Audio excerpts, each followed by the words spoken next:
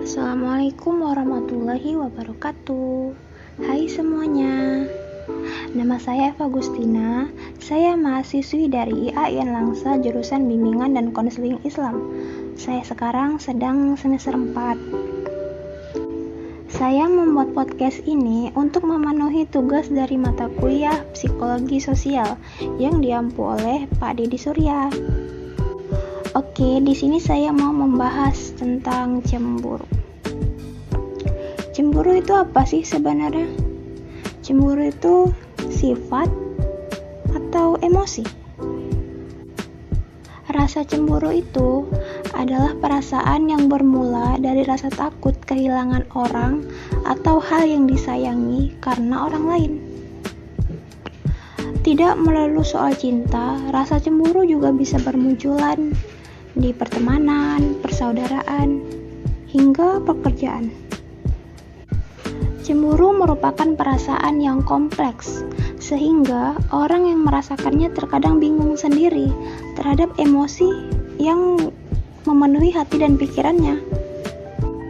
Cemburu adalah perasaan yang berakar dari rasa takut kehilangan.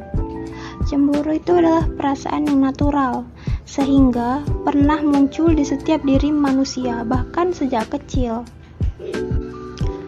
Meski kebanyakan manusia mengaitkannya dengan hubungan percintaan, rasa cemburu itu sebenarnya bisa terjadi di berbagai latar kehidupan, termasuk pekerjaan, pertemanan, dan ranah profesional.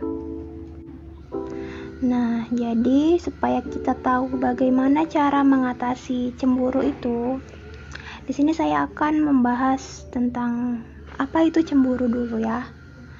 Cemburu itu adalah perasaan yang kompleks yang memicu timbulnya berbagai emosi, mulai dari curiga, marah, takut, hingga malu.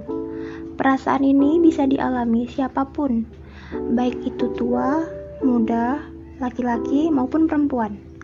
Perasaan cemburu biasanya datang saat ada orang ketiga yang datang dan dirasa dapat mengganggu kestabilan hubungan dengan sesuatu yang dicintai. Ancaman yang keluar dari orang ketiga ini sebenarnya tidak terlalu nyata. Ya, tetapi namanya juga cemburu gitu ya kan. Lalu cemburu itu ada dua.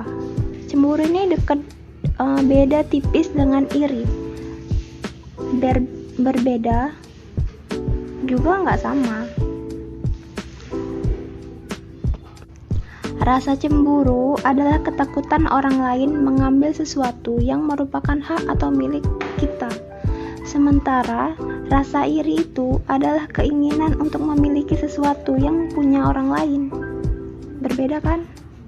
Tapi dua-duanya ini, maupun cemburu atau rasa iri, pasti berujung pada rasa insecure atau merasa tidak aman pada milik kita.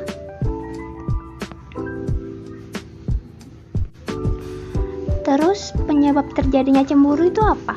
Cemburu itu muncul gara-gara apa? Kenapa sih orang bisa cemburu?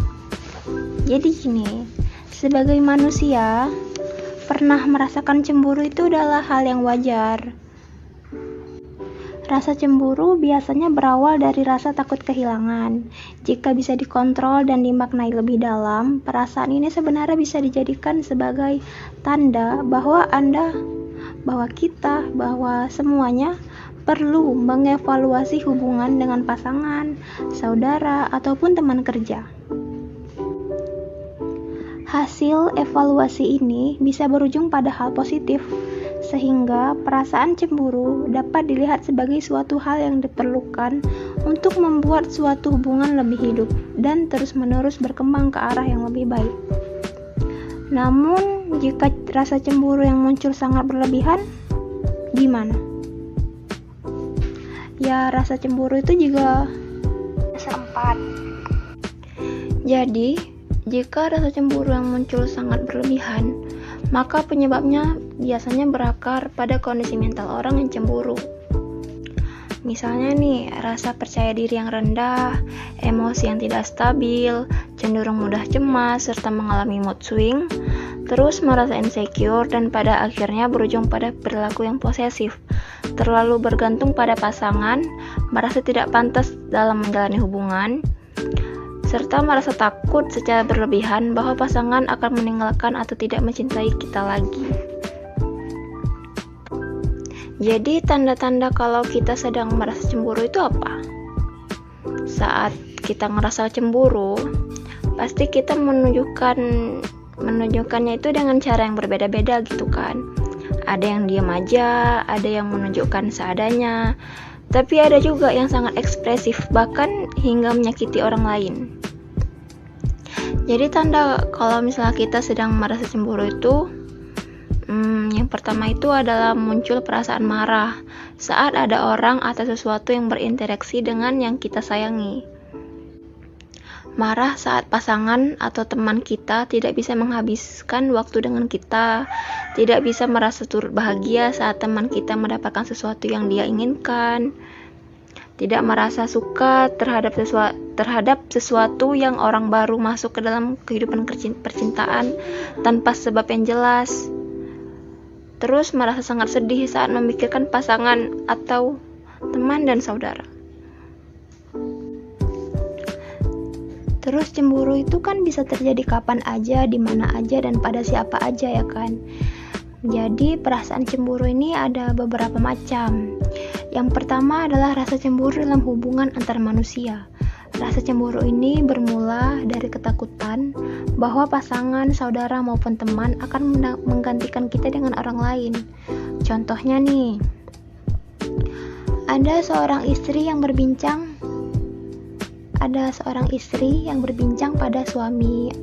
pada lelaki lain.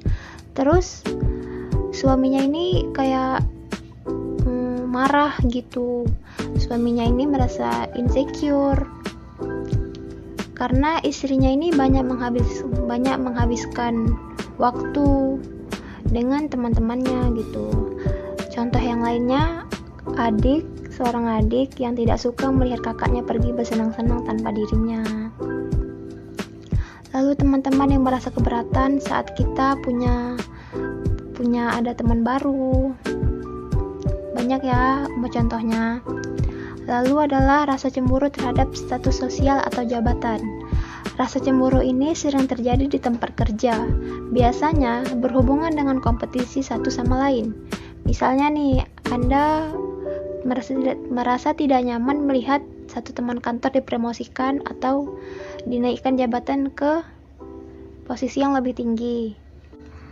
Lalu ada rasa cemburu yang abnormal, yang nggak wajar.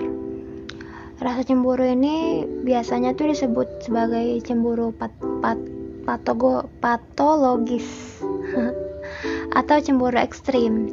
Biasanya cemburu ini tuh ada di hubungan yang kondisi mental orangnya tuh merasa cemburunya itu berlebihan kali gitu. Contohnya itu adalah pasangan yang mengontrol semua gerak-gerik pasangannya, yang memiliki tuntutan tidak masuk akal, serta tuntutan itu tuh harus dipenuhi. Pada beberapa kasus, cemburu ini juga berujung pada kekerasan dalam hubungan. Terus cara mengatasi rasa cemburu yang ada itu gimana? Kalau misalnya kita nih, diri kita sendiri yang cemburu sama orang, kita cemburu sama pasangan kita, cara kita mengatasi rasa cemburu yang ada di diri kita itu gimana sih? Jadi jika kita merasa sebagai orang yang cenderung mudah merasa cemburu, maka kita harus menghindari kegiatan yang kemungkinan besar akan memicu rasa cemburu. Jika kita itu merasa kalau kita itu adalah orang yang mudah cemburu, maka kita harus membatasi beberapa hal supaya kita itu nggak terlalu larut dalam emosi kita. Contohnya, kita harus melakukan apa? Contohnya itu adalah menghindari kegiatan yang kemungkinan besar akan memicu rasa cemburu. Misalnya nih, membongkar isi media pasangan, media sosial pasangan, terus membuka-buka isi pesan dan yang ada di ponselnya, atau mencari tahu info berlebihan tentangnya. Jadi semua yang berlebihan itu tidak bagus, teman-teman. Terus berusaha memperbaiki diri sendiri agar bisa meningkatkan kepercayaan diri. Kita tuh harus pede. Jangan pasangan kita nggak ada salah terus kita nuduh dia. Kita nuduh dia cemburu, berarti kan kita tidak percaya diri dengan diri kita. Lalu meningkatkan komunikasi dengan pasangan, teman, dan partner kerja. Dengan begitu kita bisa mengerti situasi mereka itu gimana.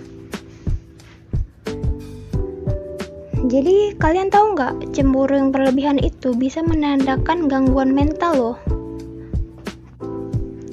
Saat perasaan cemburu yang muncul sangat parah, tidak kunjung hilang, dan memenuhi dan mempengaruhi segala aspek kehidupan kita, itu tuh bisa jadi kita tuh kena gangguan mental gara-gara rasa cemburu yang berlebihan tadi.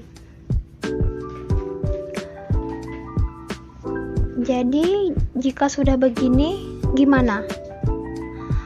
Maka kalian itu kalau misalnya sudah cemburu yang terlalu berlebihan, kalian harus segera konsultasi ke dokter spesialis kejiwaan atau psikolog. Oke?